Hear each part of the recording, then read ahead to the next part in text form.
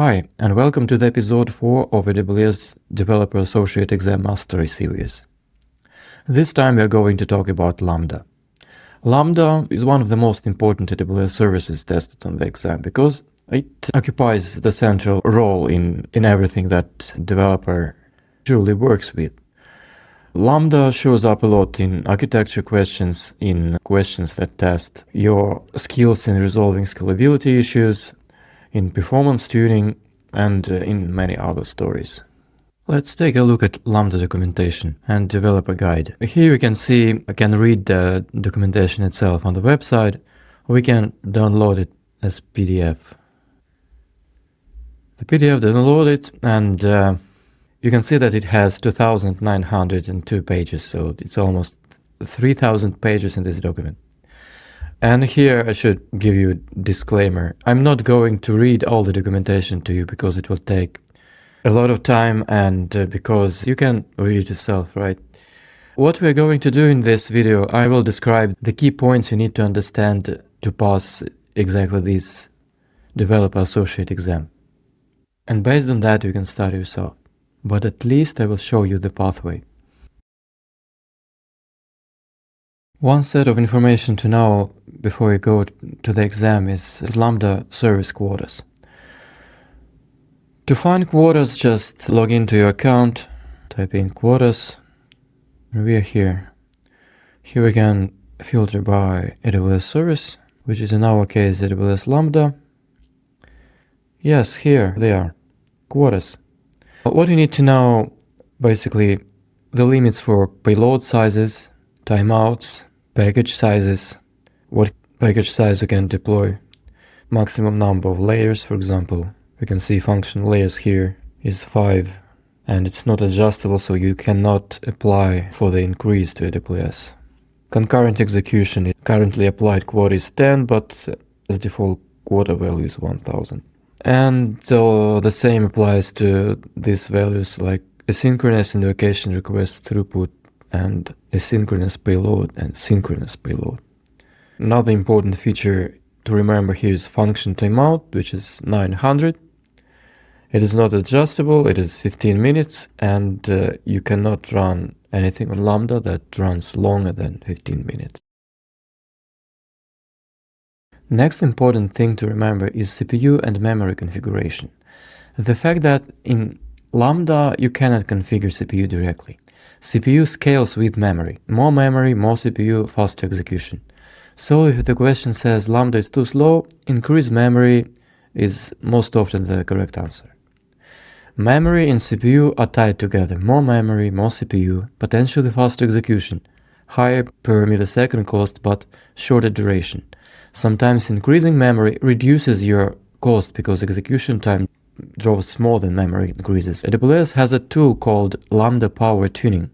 It's an open source project that tests your Lambda function with different memory levels and helps you determine which memory size is the most important for your use case.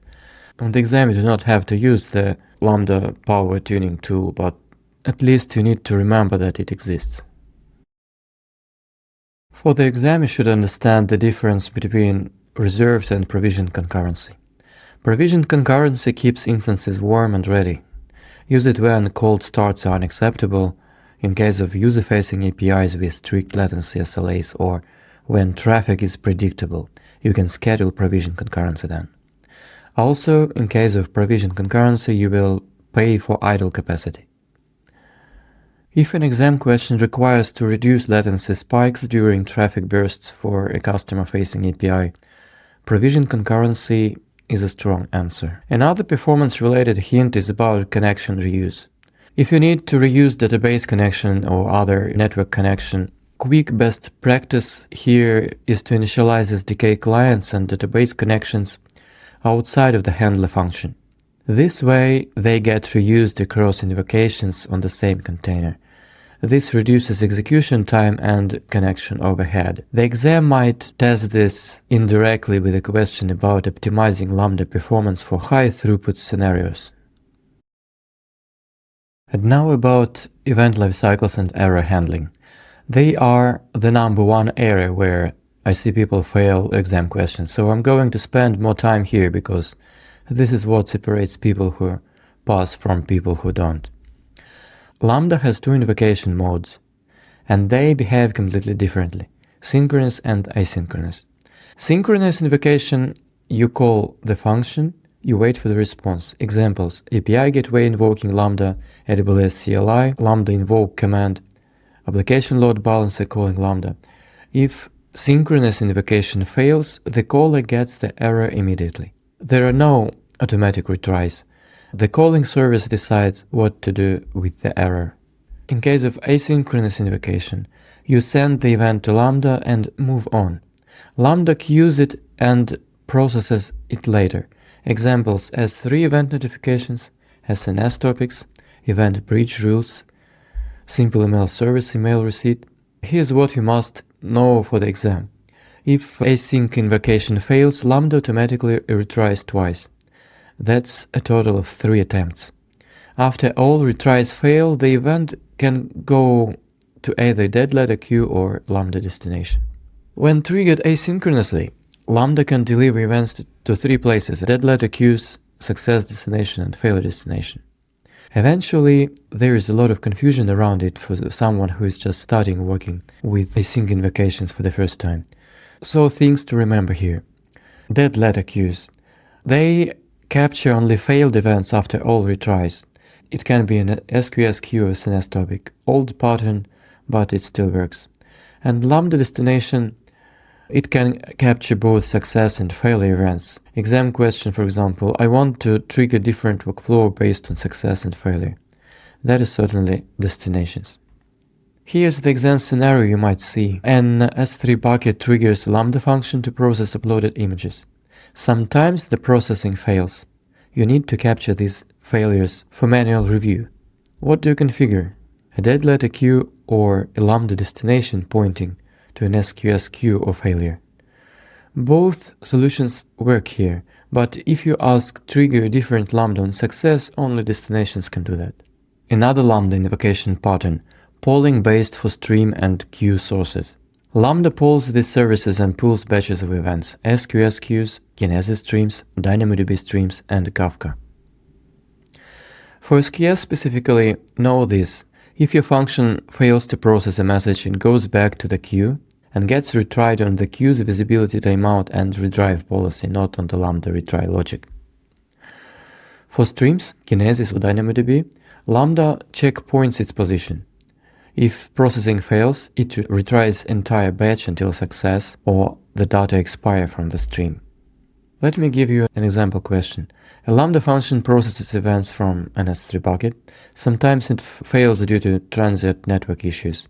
You want to capture failed events for later processing. What is the simplest solution? Let's think about it. S3 triggers Lambda asynchronously. Lambda will automatically retry twice. If you configure a dead letter queue, failed events go there after all retries. That's your answer. One piece of configuration handles transient issues automatically, captures persistent failures. And finally, here's the list of things that definitely worth memorizing before the exam, like memory sizes, temporary directory sizes, payload limits, default concurrency. Also, you need to understand synchronous versus asynchronous versus polling, dead letter queue, destinations, SQS retry versus Lambda retry, how to deploy AWS Lambdas in VPC and why you want doing that. If you understand those, you are ready for the practitioner exam as far as Lambda is concerned. Before the exam, actually do these things. Deploy a Lambda function with AWS SAM or CDK and run local tests. Create a Lambda function in a VPC and make it access RDS. Set up S3 to Lambda to DynamoDB pipeline. Configure dead letter queue. Read CloudWatch logs for failed Lambda executions. Create a simple serverless application, even just an API that writes or reads to or from DynamoDB. You'll encounter these concepts naturally and remember them way better than just reading documentation. That's it for the Lambda mastery. If this was helpful, leave a comment with questions or topics that you want me to cover next. And if you haven't already, check out the other videos in this series. In my next video, I'll go through some Developer Associate practice exam questions. Hope to see you there. Bye.